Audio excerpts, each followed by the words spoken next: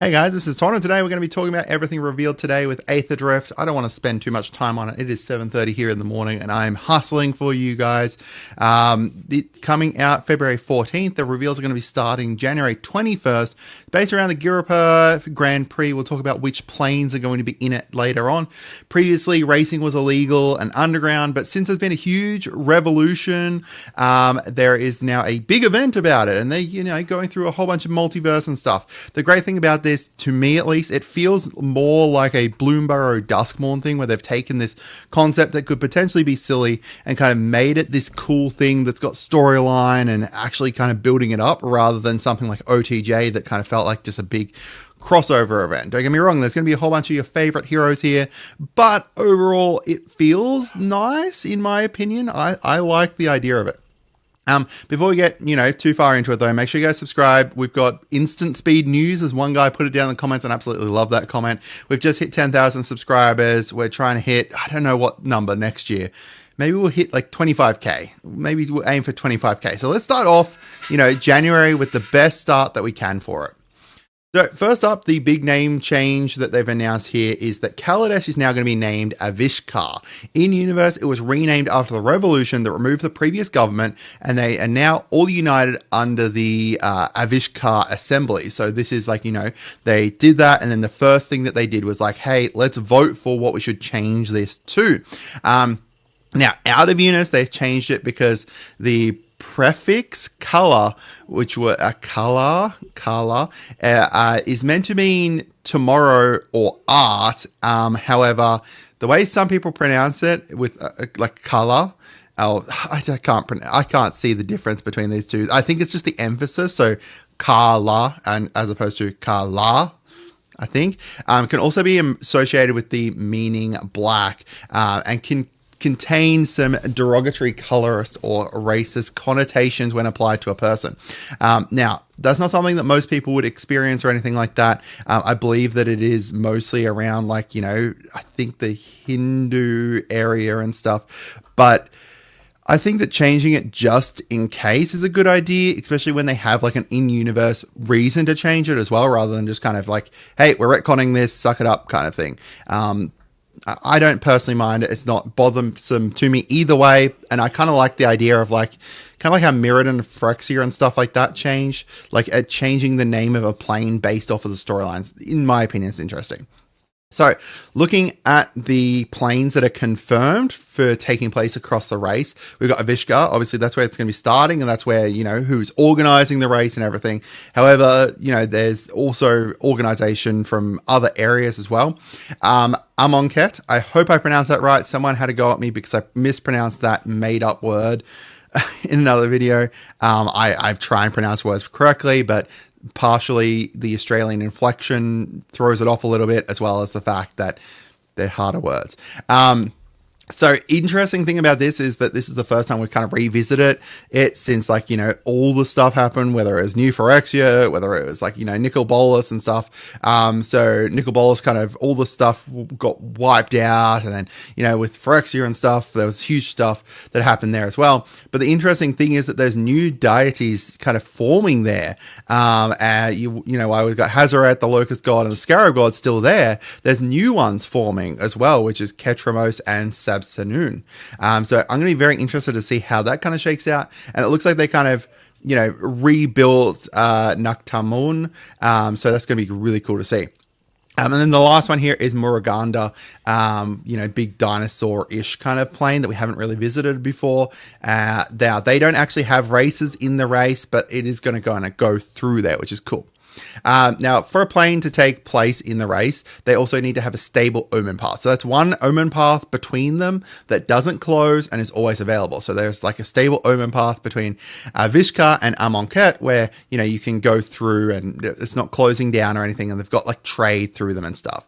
This is kind of interesting because it was similar to what Niv Miz is trying to do, where it's making this big kind of trade hub, and it looks like Avishkar's kind of aiming towards that and doing that already.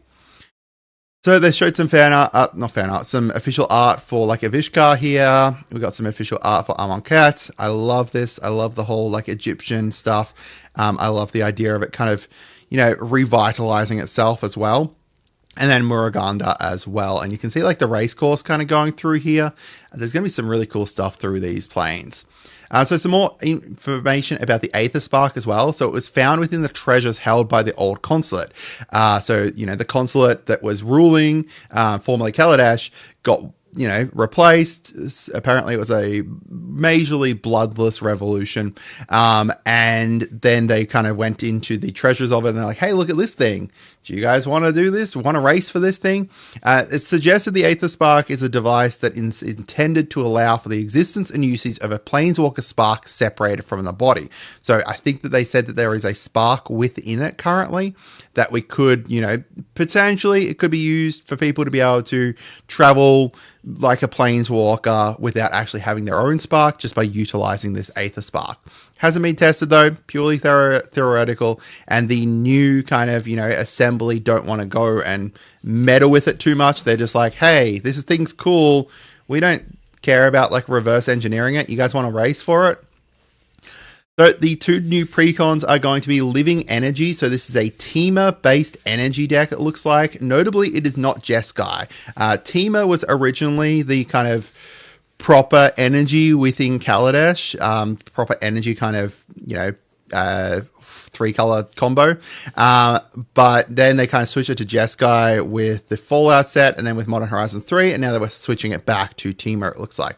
And we've got artifact creatures, we've got stockpiling energy, that kind of stuff. And notably as well, it is run by Saheeli. Saheeli being the face commander here, who got desparked, and then she had a card within LCI too.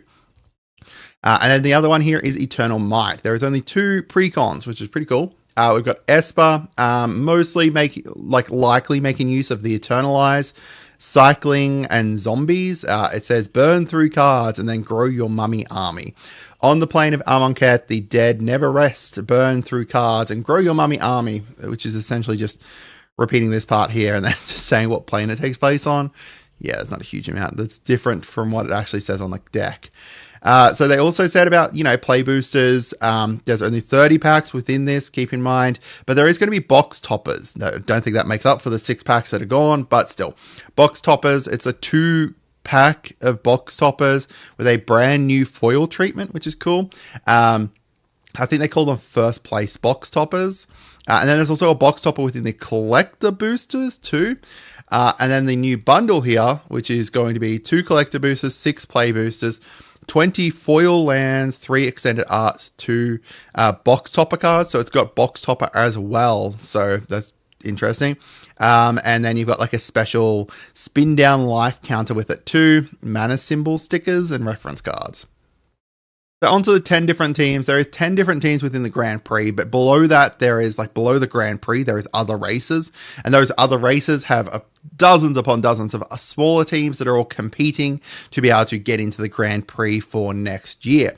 So going through the 10 different teams. Now this up here, this is my guess as to what colors they are. This is not necessarily what they are, but it's my guess as to what colors are.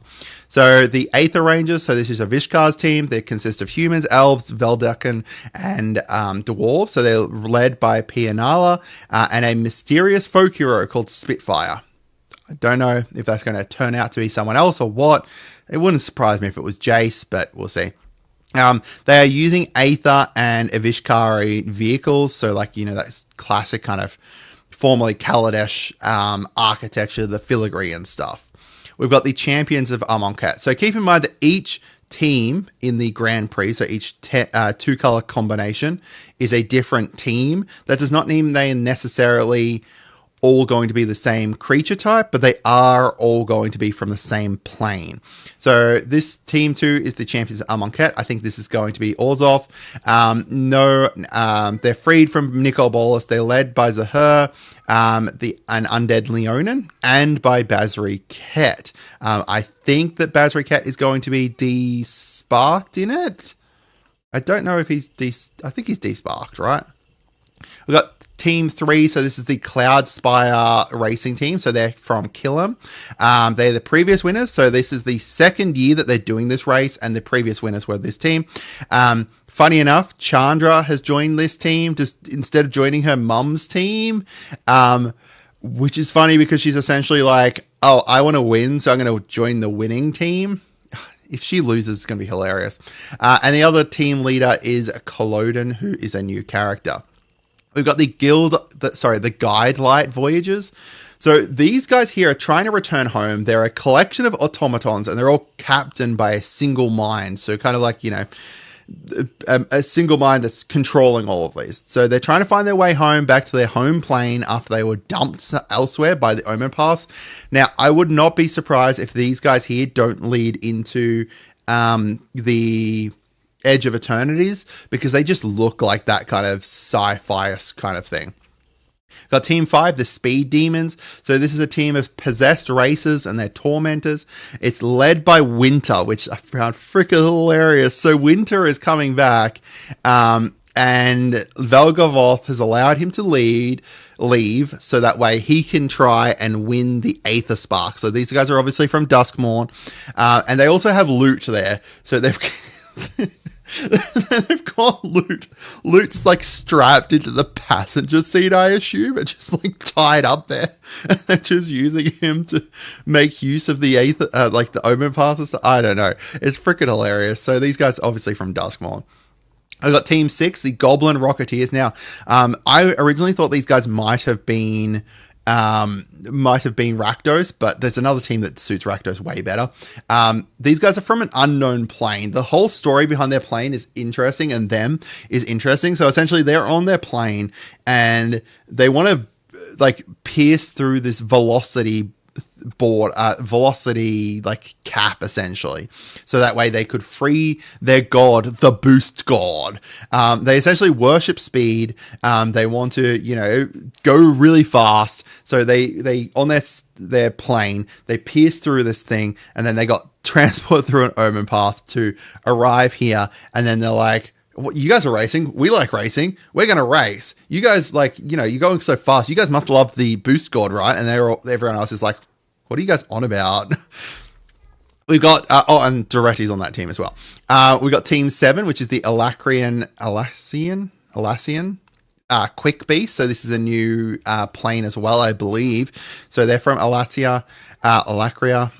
Their beasts eat ether, and they go fast when they do. They are intelligent beasts, and they form their kind of their partnership with their beast kind of thing. Think about like, what's that new book? The new book with the dragons that I can't think of the name of, Iron Flames, etc., etc. We've got Team 8, which is the Speed Brood. So they're from a plane with an untranslatable name. I think this is one thing that I'm kind of a little bit bothered by, is that we didn't have more planes that we already knew with teams coming from them.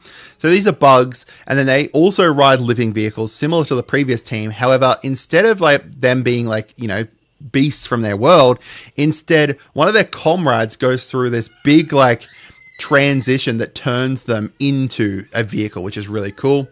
We've got Team 9 here, the Keelhaulers. This is led by Howler and by Karizev and Ragavan. They've got fish folk and human comrades. They strip their vehicles down to go faster, and they have a natural draw to Aether. And the Chortaday and the humanoid sharks all have like this big draw to Aether that kind of, they like naturally are affiliated with it, which is really cool. I wasn't sure if these guys are going to be Dimir or like Simic. I assume they're Simic just because they've got like fish and sharks and stuff. But Dimir I thought was going to suit them better. But like Dimir has to be the winter team, so I'm not sure. And then we've got Team 10, which is the End Riders. So these guys are from Gastel, which is a Cool's plane, a Cool from OTJ. So that was like a dying Mad Max style world where they're all like going from different like nomadic squads and stuff like that. So these guys here are all like already on bikes and all that kind of stuff. I don't know. These guys here have to be Rakdos, right? Like they have to be Rakdos. I love the fact that they brought a Cool's plane back though, and it would be cool to see a little bit more of that if we do get to see some of it. So let me know what you guys think. I'm pretty excited about all this. Like as I said, like I think it looks like they've put more work into it than like OTJ, in my opinion. But maybe that's just my thoughts. And yeah, I'm pretty excited about these precons and stuff as well. I don't know which one I'm going to... I might pick up the Eternal Might one because that's different to decks I've got. I've already got like an energy one, so... And I've already got an artifact creature one, so maybe... I don't know. We'll have to see as to what they go... like how in-depth they go into them and stuff. But I'd love to hear from you guys what you think. And make sure you guys subscribe. Have a great day and goodbye.